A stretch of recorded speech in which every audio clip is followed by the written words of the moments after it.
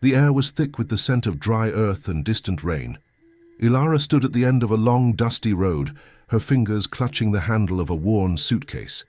In her other hand was a crumpled letter, the paper soft from being folded and unfolded 100 times. This was it, the place that promised a new beginning. The ranch was not grand. It was a simple, wooden house with a wide porch, weathered but standing strong against the vast, open sky. A sense of quiet resilience seemed to emanate from the very walls. Taking a deep breath, she walked the final few yards. Each step on the creaking wooden path felt like a drum beat, marking the start of her new life. She raised a trembling hand and knocked. The sound echoed in the profound silence. For a long moment, nothing happened. She wondered if she had the right place, if this whole journey had been a foolish mistake. Then, the lock turned and the door opened. A man stood before her. He was tall, with broad shoulders and a face etched with a quiet sorrow. His eyes, the color of a stormy sky, held a weariness that went far beyond physical exhaustion. They widened in confusion as they took in her presence. He was clearly not expecting a visitor. "Can I help you?" he asked, his voice low and raspy. Ilara's own voice was barely a whisper. "I am Ilara. I believe I am expected." She held out the letter, her hand shaking slightly. The man, whose name she knew was Jack, took the letter. His gaze scanned the page, his brow furrowing deeper with every word. He looked up, his expression a mixture of pity and frustration. "Ma'am," he said slowly, "there has been a terrible mistake. This is my ranch, but I did not send for a bride." Ilara's heart sank. The ground beneath her feet suddenly felt unstable. All the hope she had carefully nurtured during the long journey began to crumble. "But the address," she stammered, pointing to the letter. "It says the Willow Creek Ranch." "This is Willow Creek," he confirmed, his voice gentle but firm. "But I am not the man you are looking for. I am sorry." The silence stretched between them, heavy and awkward. Ilara felt tears welling in her eyes. She was alone, thousands of miles from everything she had ever known, standing on the wrong porch, in front of the wrong man. The dream was dissolving into a harsh reality, and then a small sound broke the tension. From behind the man's tall frame, a little girl appeared. She couldn't have been more than 5 years old, with tangled brown hair and wide, innocent eyes that mirrored her father's.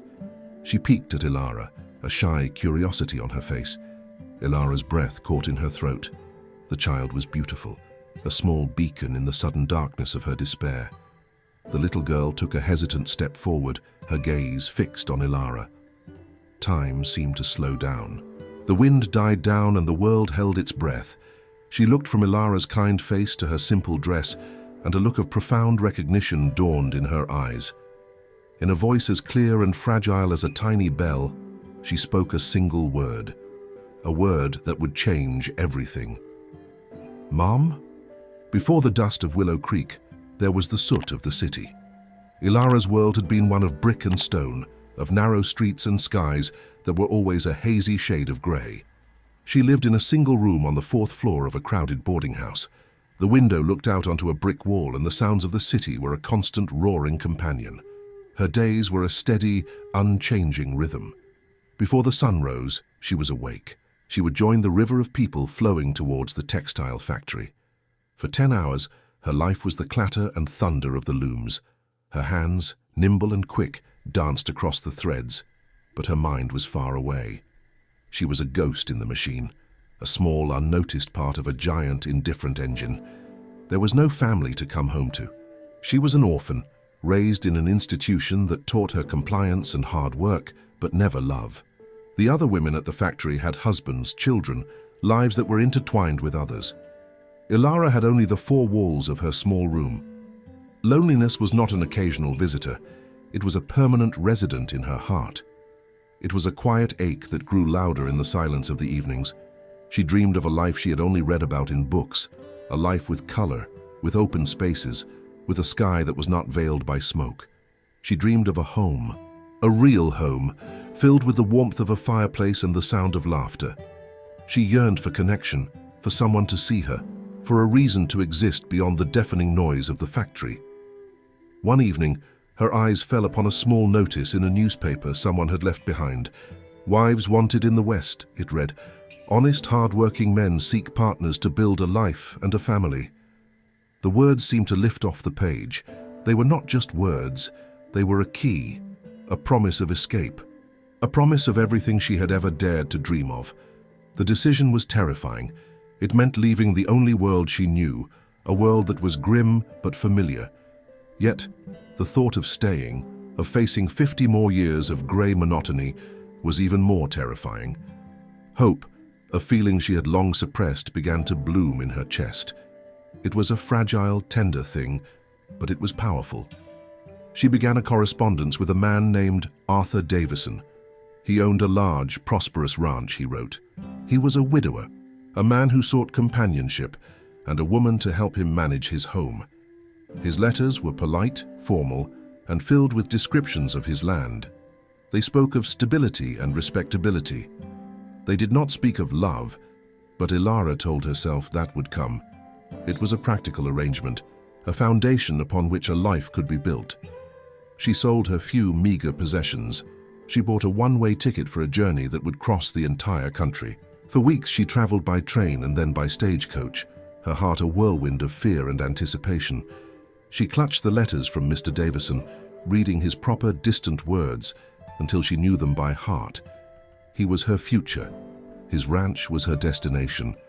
Now standing on a different porch in front of a different man, that future had vanished. The carefully constructed dream had shattered in an instant.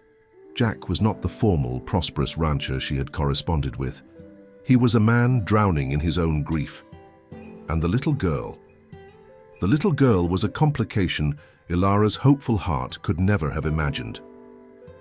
Lily's question, "Mom," hung in the air, not just as a mistake, but as a crossroads. It was the sound of one life ending and another entirely unexpected one beginning. The single word, "Mom," echoed in the still air, shattering the fragile composure of everyone on the porch. For a heartbeat, the world stopped turning.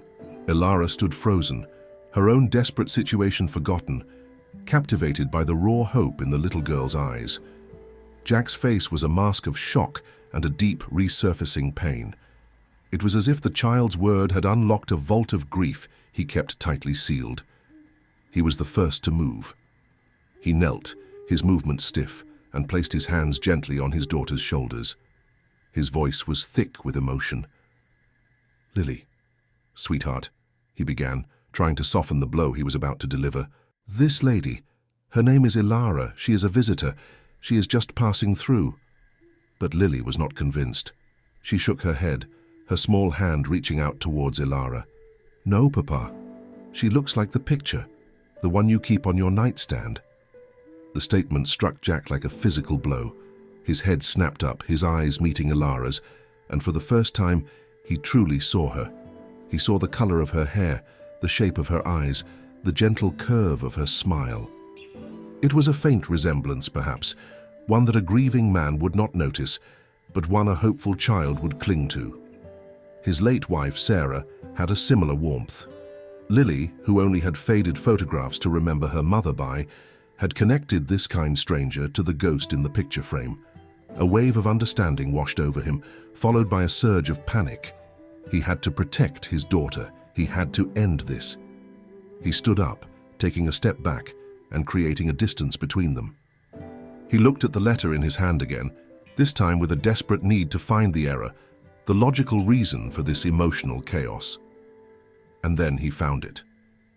"Here," he said, his voice strained as he pointed a trembling finger at the paper. "The address, it says Willow Ridge Ranch. My ranch is Willow Creek." He looked up at Ilara, his eyes pleading for her to understand. "Davison's place. That is another 20 miles east of here. There are 2 stagecoach stops. You got off at the wrong one." The confirmation was a cold, hard fact, a simple, devastating mistake. Ilara was not just at the wrong ranch emotionally, she was in the wrong place geographically. She had been so focused on the name Willow that she had overlooked the subtle difference.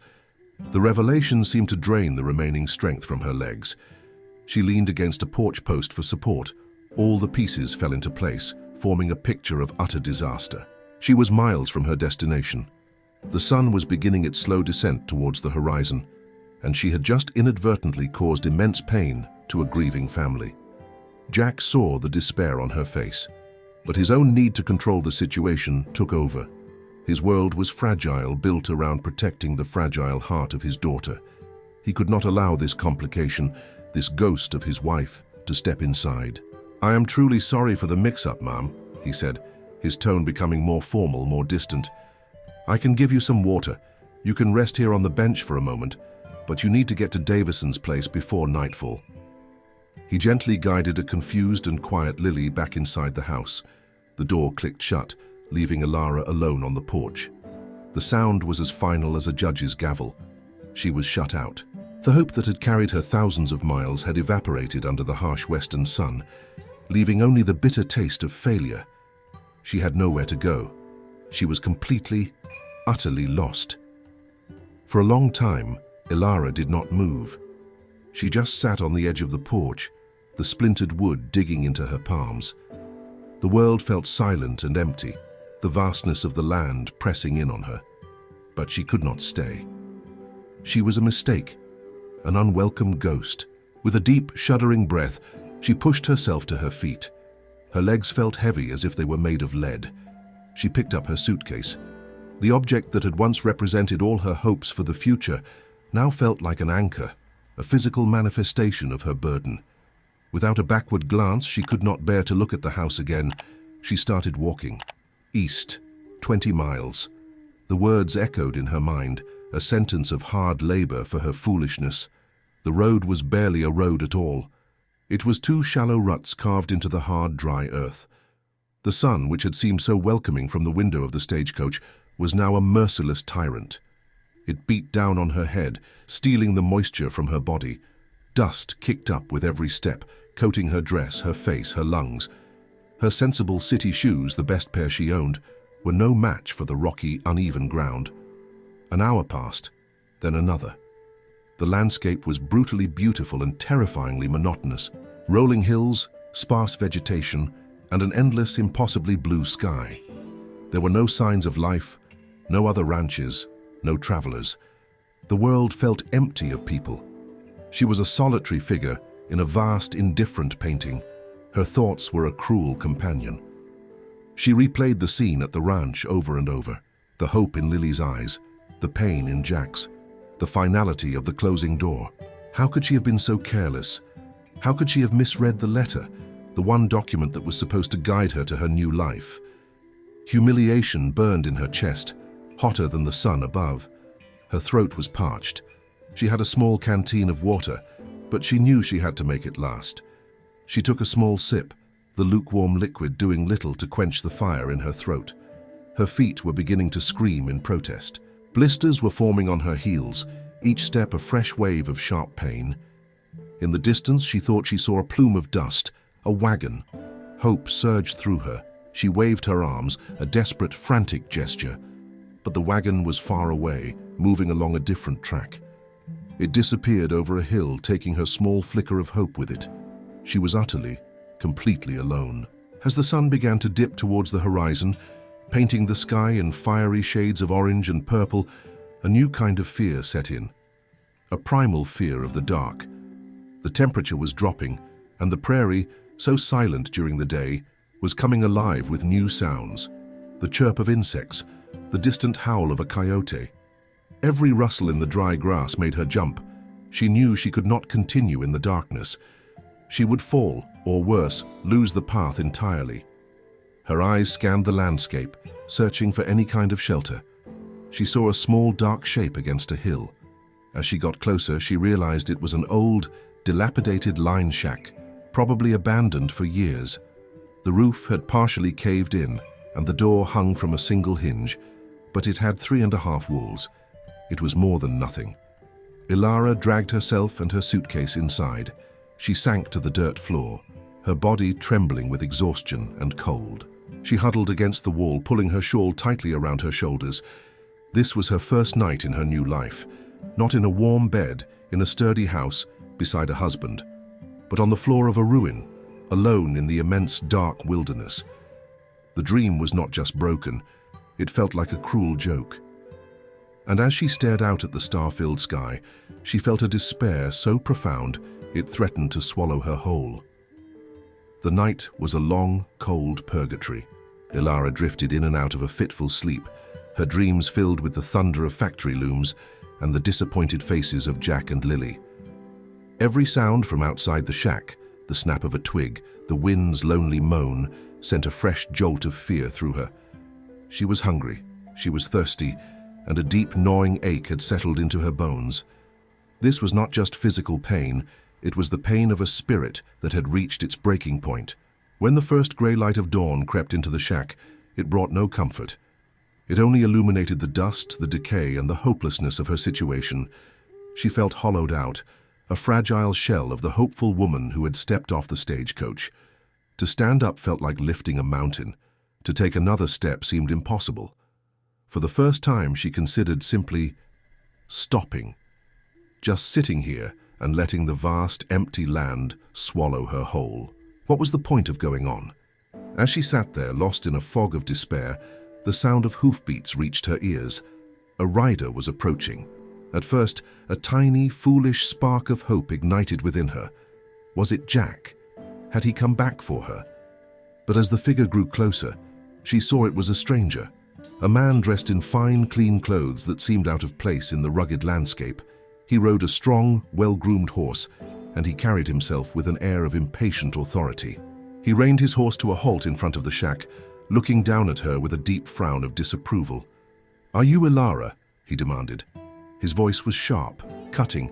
She could only nod, her throat too dry to speak. "I am Arthur Davison," he announced, as if the name itself should command reverence. "I have been searching for you since yesterday. You were supposed to be at the Willow Ridge stop. Do you have any idea the trouble you have caused?" He did not ask if she was all right.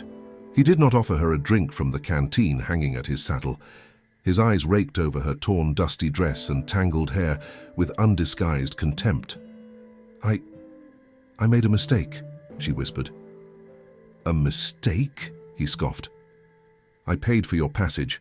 I made arrangements. I expect a woman of sound mind, not a witless girl who cannot even read an address correctly. Look at the state of you.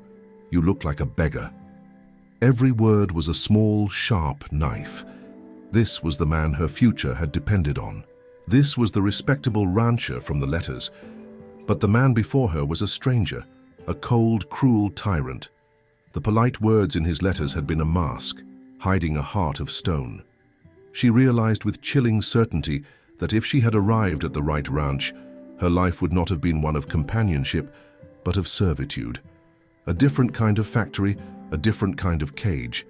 This was the bottom, the absolute end of the line.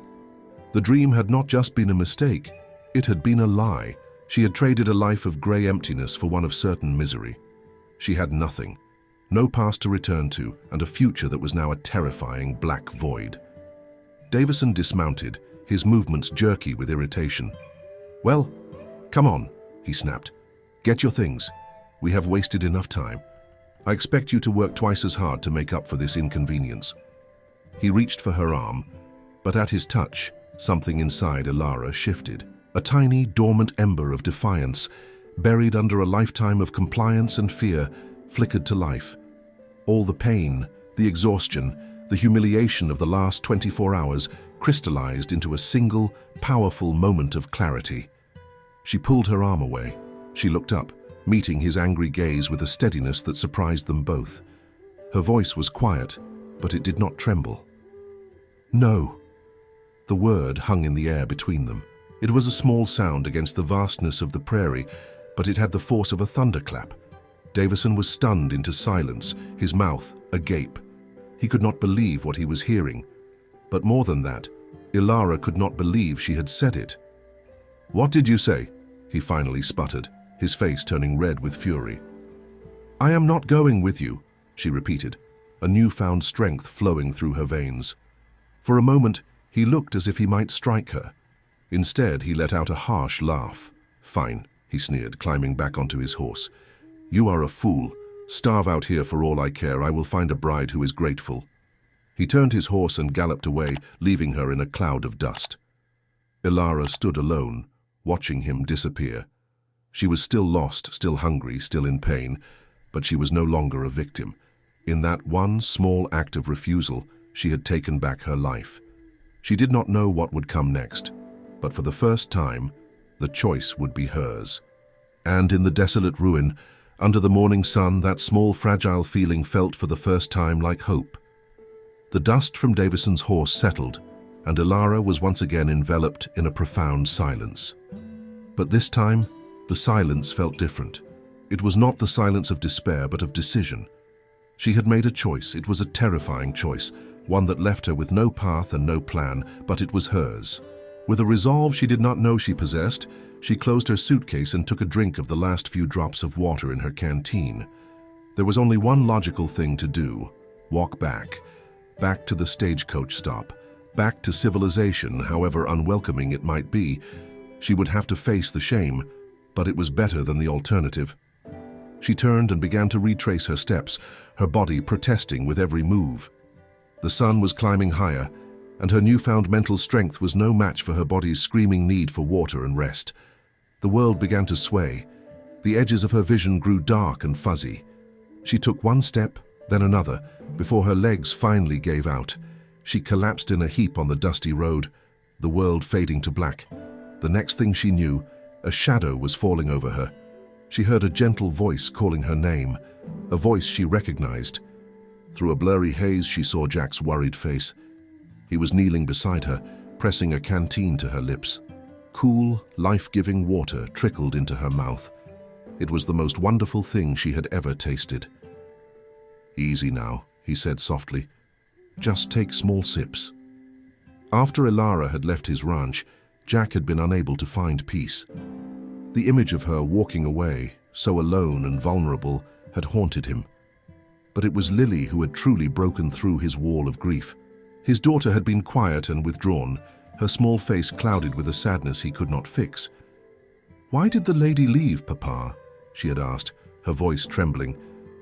"I liked her." Her simple, honest words were a spear to his heart. He realized he had let his own pain make him cruel. He had sent away a woman in need to protect a memory. Unable to bear his conscience any longer, he had hitched up his wagon, packed it with water, food, and a blanket, and set out after her. He told himself it was just to make sure she reached Davison's place safely. But deep down, he knew it was more than that. It was an act of atonement. He found her passed out on the road, her few belongings scattered from her open suitcase. He saw a worn book, a simple spare dress, and a small faded photograph of an older couple who looked at the camera with kind eyes. This was not just a mistake that had shown up on his porch. This was a person with a past, with parents she had loved. A wave of shame and compassion washed over him. He gently helped her to sit up. "What happened?" he asked, his voice rough with concern. "Where is Davison?" In a weak, raspy voice, Ilara told him everything. She told him of Davison's cruelty, his contempt, and her refusal to go with him. As she spoke, Jack's expression shifted from concern to a quiet, profound respect. He knew of Arthur Davison. The man was known for his wealth and his temper. For this woman who had nothing to stand up to a man like that, it was an act of incredible courage. He helped her to her feet and guided her to his wagon, making a comfortable spot for her to rest among the blankets. "You cannot go back to the stagecoach stop like this," he said, his tone leaving no room for argument. "You will come back with me. To the ranch." Ilara looked at him, tears of gratitude welling in her eyes.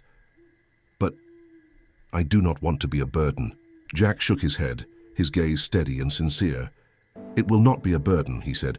"You can stay until you are strong again, until you figure out what comes next." He did not offer charity. He offered sanctuary. In that moment, this grieving stranger, the man who had turned her away, became her first and only ally in this harsh new world. As the wagon turned back towards Willow Creek, for the first time in a very long time, Ilara did not feel entirely alone. 3 months had passed. The harsh memory of the dusty road had softened, replaced by the rhythm of life at Willow Creek Ranch. Ilara had found a place not just to stay, but to belong. She discovered a joy she had never known in the simple act of tending a garden, of turning the soil and coaxing life from the earth. She formed a bond with Lily that was as natural as breathing. They would spend hours together, Ilara teaching the little girl songs from her childhood, Lily showing Ilara the secret places on the ranch where the wildflowers grew brightest. The profound sadness in Jack's eyes had begun to recede, replaced by a warmth that Ilara saw more and more often. He started to smile again, real smiles that reached his eyes. He and Ilara worked together, a partnership built on unspoken understanding and mutual respect. The quiet, grieving house was slowly, carefully, being filled with the sounds of life and laughter again. For the first time, Ilara felt the fragile, hopeful feeling of being home. One bright afternoon, as Ilara and Lily were weeding the vegetable patch, their laughter carrying on the breeze, the peaceful scene was shattered. Two riders approached, kicking up a cloud of angry dust. Ilara's heart went cold when she recognized one of them. It was Arthur Davison, and beside him, wearing a silver star on his chest, was the town sheriff.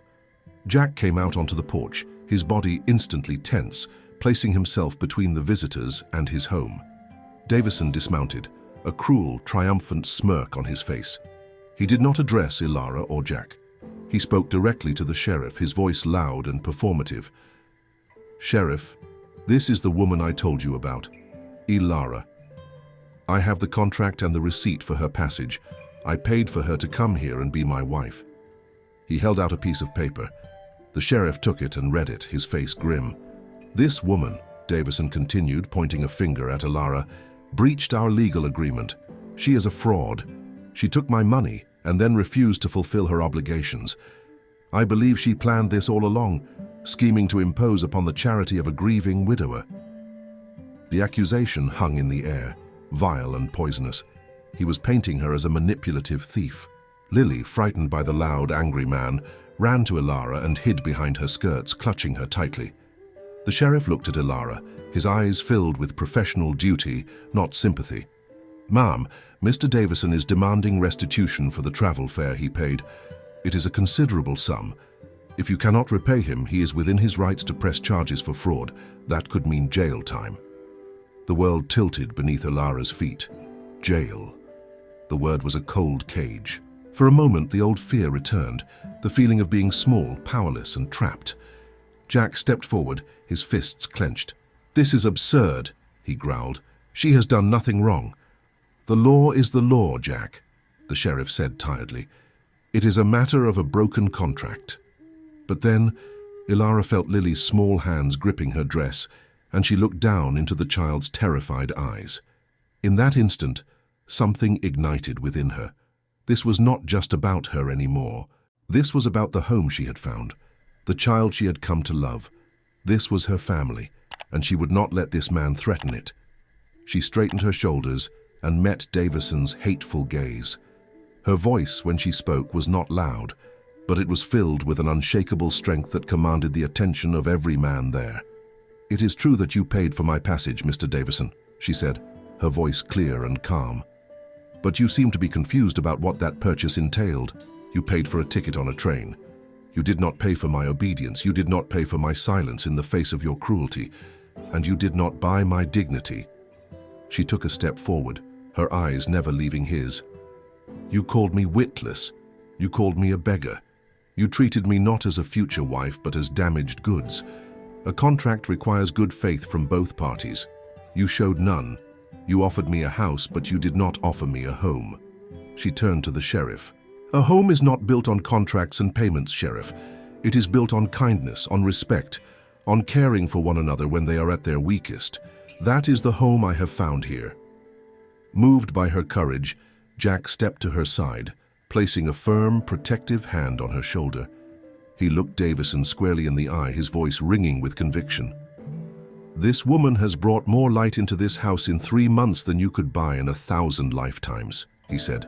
He reached into his pocket, pulled out a leather pouch and threw it onto the ground at Davison's feet. The coins inside made a heavy, final sound. "There is your money," Jack declared, his voice low and dangerous. "Now take it and get off my land. You are not welcome here." Davison stood frozen, utterly defeated. His legal power had vanished. His attempt to humiliate Ilara had backfired, leaving him exposed as a petty, cruel man. With a look of pure venom, he snatched the pouch from the ground, mounted his horse, and rode away without another word. The sheriff tipped his hat, a silent gesture of respect, and followed him. The threat was gone. Ilara, Jack, and Lily stood together on the porch, the silence rushing back in to fill the space. Then, without a word, Jack pulled Ilara and Lily into his arms, holding them tight. They were no longer three separate, broken people. They were a family, forged in adversity and unbreakable. As the dust from the departing horses settled, a profound quiet descended upon the ranch. It was a quiet filled not with tension, but with peace. On the porch, Jack's arms were still around Ilara and Lily, a protective circle of warmth and security. The battle was over. They had faced the ghosts of the past and the cruelty of the present, and they had won, together. In the days that followed, a subtle but significant shift occurred. The arrangement that had been temporary and unspoken became permanent and understood. Ilara was no longer just a guest or a helper. She was a part of the fabric of their lives. The way Jack looked at her held a new depth, a mixture of admiration and a gentle affection that went beyond gratitude. Lily, sensing the change, blossomed. The last shadows of her own quiet grief seemed to lift, and she chattered and played with a new, carefree joy. Word of what happened at Willow Creek traveled fast, as news in a small community often does. The story was told in the general store, over fences, and in the saloon. But the story people told was not the one Davison had tried to create. They spoke of the mail-order bride with a spine of steel. They spoke of Jack, a good man who stood by her. And they spoke of Arthur Davison's cruelty, his attempt to bully a woman and take advantage of a widower's kindness. Davison did not face a court of law, but he faced a court of public opinion. Men who had once respected his wealth now saw only his meanness. Ranch hands were harder to hire. The greetings he received in town became cooler, the smiles tighter. His money could not buy back the respect he had lost. He had tried to isolate Ilara, and in the end, he had only succeeded in isolating himself. He became a bitter, solitary figure, a prisoner in his own prosperous home. Back at Willow Creek, life was moving forward. Ilara, feeling truly secure for the first time, began to pour her heart into the ranch. She planted a whole field of wildflowers just for Lily. With Jack's smiling approval, she took down the heavy, dark curtains in the living room, letting the bright sunlight stream in. She was not just living in the house, she was helping to bring it back to life. One evening, as a soft twilight painted the sky in shades of lavender and rose, Jack and Ilara sat on the porch swing. Lily was already asleep inside, dreaming peacefully. For a long while they sat in comfortable silence, watching the first stars appear. Then Jack turned to her, his expression serious and his heart in his eyes. "Ilara," he began, his voice low and earnest. "When I paid Davison, it was not just to get him off our land. It was because I could not stand the thought of him having any claim on you. Not then, not ever." He took her hand, his calloused fingers gently enveloping hers. "For years this was just a place to survive. I was just going through the motions for Lily. I had forgotten what it felt like to live. Then you came. You stood up to a storm you never should have had to face, and you did it to protect us, to protect this home." He looked at her, his gaze unwavering. "This is your home, Ilara, if you will have it. I am asking you to stay, not as a guest, not as a helper, but as my wife, as Lily's mother, in every way that matters." Tears streamed down Ilara's face, but they were tears of pure joy. Her long, painful journey, which had started with a terrible mistake, had somehow led her here to this perfect moment. It had led her to the right man, the right child, the right home. "Yes," she whispered, her heart overflowing. "Yes, Jack. Of course, yes." 2 years later, the Willow Creek Ranch was a different place. It was not just a plot of land with a house on it. It was a testament to how love can heal and rebuild. The fences were mended. The barn had a fresh coat of paint, and the small vegetable garden Ilara had started was now a sprawling, bountiful patch that fed them through the seasons. And beyond the garden, stretching across the gentle slope of a hill, was a breathtaking field of wildflowers, a riot of blue, yellow, and red that danced in the breeze. On a sun-drenched summer afternoon, a blanket was spread in the middle of that field. Laughter, bright and clear, echoed in the warm air. This was Lily's 7th birthday, and she was celebrating it with a picnic, surrounded by the flowers her mother had planted for her. Jack, a man transformed, lay on the blanket, a genuine easy smile gracing his features. The weary sadness that had once been his constant companion was gone, replaced by the quiet contentment of a man who knows he is truly blessed. He watched as Ilara placed a small cupcake with a single candle in front of a beaming Lily. Ilara was radiant. The uncertainty and fear that had once clouded her eyes had been replaced by a confident, joyful light. She was a wife, a mother, a partner in every sense of the word. She had found not just a home but the very best version of herself. She moved with a grace and purpose that came from knowing she was loved and that she belonged.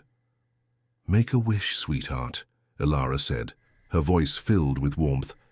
Lily closed her eyes tight, her small face scrunched in concentration, and then blew out the candle with a happy puff. Later, as Lily chased butterflies at the edge of the field, Jack reached for Ilara's hand. He brought it to his lips and kissed it gently. "I was just thinking," he said softly, his eyes scanning the beautiful scene before them. "About the day you first arrived on that porch." Ilara smiled, a gentle, knowing smile. "I was so lost," she remembered, without any of the old pain, and so scared. "We both were," Jack admitted. "I was just hiding it better. I was so lost in my own grief, I almost shut the door on the best thing that ever happened to me. What you thought was the biggest mistake of your life, it turned out to be our miracle." Ilara leaned her head on his shoulder, her heart full. All the pain of her past, the lonely years in the city, the terrifying journey, the humiliating encounter with Davison, it had all been steps on a long, winding road that had, against all odds, led her here. To this man, to this child, to this life. She had been a mail-order bride, sent by post to the wrong address. But in the grand design of the universe, she had arrived at exactly the right place. She had found her way home. And so, a story that began with a mistake and a misplaced letter found its beautiful and true conclusion. It reminds us that sometimes the path we think we are supposed to be on is not the path that is meant for us. Ilara's journey was filled with hardship and despair, but every wrong turn, every moment of weakness, and every act of courage led her exactly where she needed to be. Home. This story is a powerful testament to the resilience of the human spirit. It shows that true family is not always the one we are born into, but the one we build through kindness, loyalty, and love. It is about the people who see us at our most vulnerable and, instead of turning away, offer us sanctuary. Jack and Lily did not just give Ilara a roof over her head, they gave her a place to heal her heart and find the strength she never knew she had. We believe that everyone has a story of resilience inside of them, a moment where they faced the impossible and found a way through. Ilara's turning point was a single, quiet word: no. A refusal to accept a future of cruelty. That small act of defiance changed her entire world. Now, we would love to hear from you. What part of this story resonated with you the most? Have you ever experienced a moment that felt like a devastating mistake, only to realize later that it was a blessing in disguise, guiding you to something better? What do you believe was Ilara's most courageous act? Was it the bravery it took to travel across the country alone? Was it standing up to a powerful, cruel man when she had nothing? Or was it the quiet courage it took to open her heart to love again after so much pain? Please, share your thoughts and reflections in the comments below. Your stories and your perspectives are what breathe life into our community. We read every single comment, and we are constantly inspired by the wisdom and kindness you share with one another. If this story of unexpected love and the power of finding your true home touched your heart, we would be so grateful if you would give this video a thumbs up. Liking the video is a small gesture that makes a huge difference. It tells the platform that stories of hope and kindness are important, and it helps our channel reach more people who may need to hear a message like this. And if this is your first time with us, welcome. We invite you to become a part of our community by subscribing to the channel and clicking the notification bell. We are dedicated to sharing stories that uplift, inspire, and remind us of the incredible strength and compassion that exists in the world. By subscribing, you will not miss a single chapter of our shared journey. Thank you for being here with us today. Remember to be kind to yourself and to others, and never forget that even on the loneliest road, you may be just one step away from finding your way home. Until next time.